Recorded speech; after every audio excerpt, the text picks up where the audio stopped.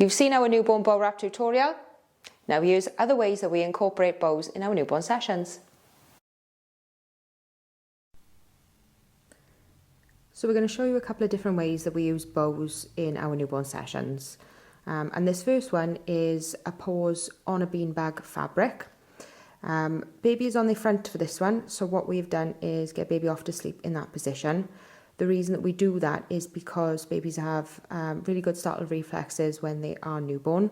So if you get baby to sleep on their back and then try positioning them on their front, chances are they'll startle and come away from the position you want them to be in.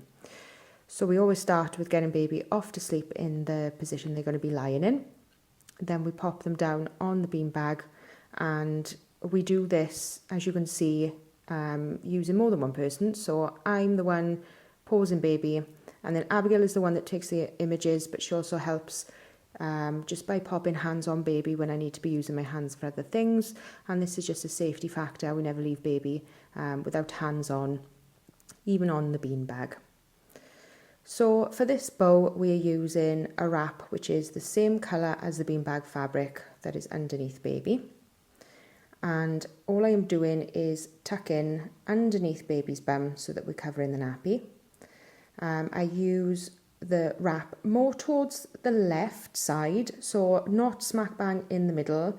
And the reason being is that we have a little bit more trailing off then on the right hand side, and a little bit more to play with when it comes to styling at the very end. So I've literally just tucked the wrap around baby's bum and then tied a nice big bow on the front. Now, the tying of the bow is what takes a little while with this one.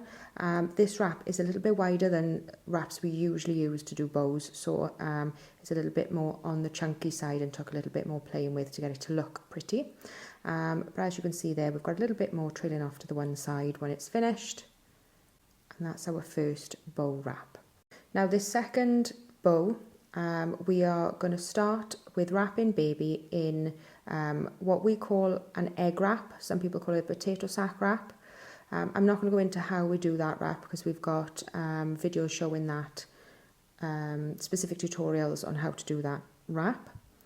But we always start with that nice tight wrap in an egg shape with a stretch wrap underneath.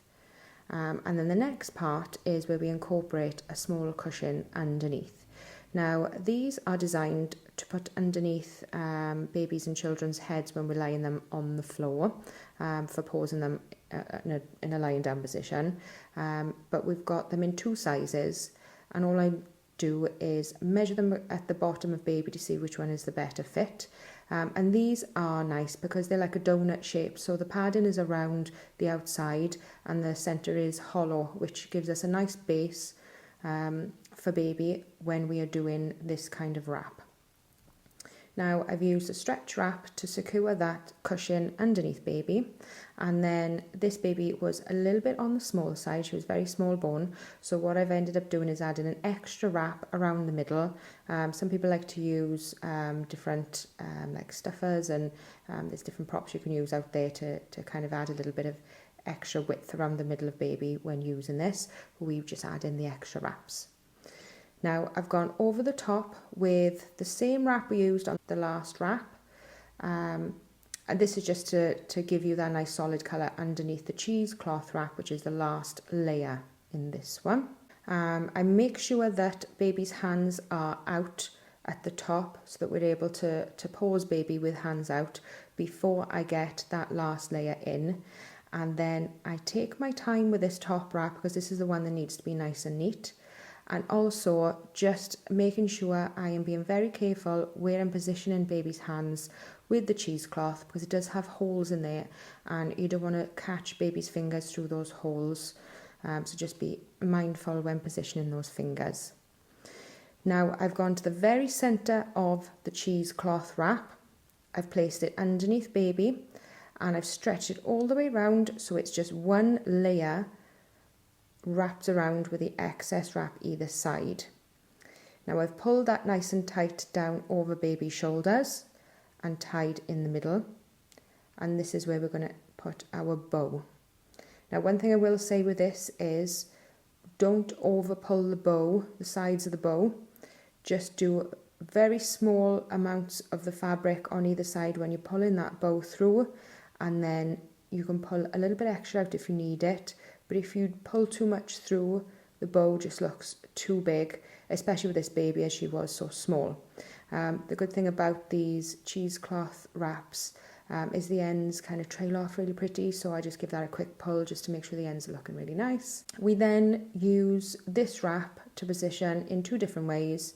First on the floor, as you can see there, with one of our Graceland design backgrounds, and then over onto the beanbag then, and then we just popped a little headband on to make it slightly different.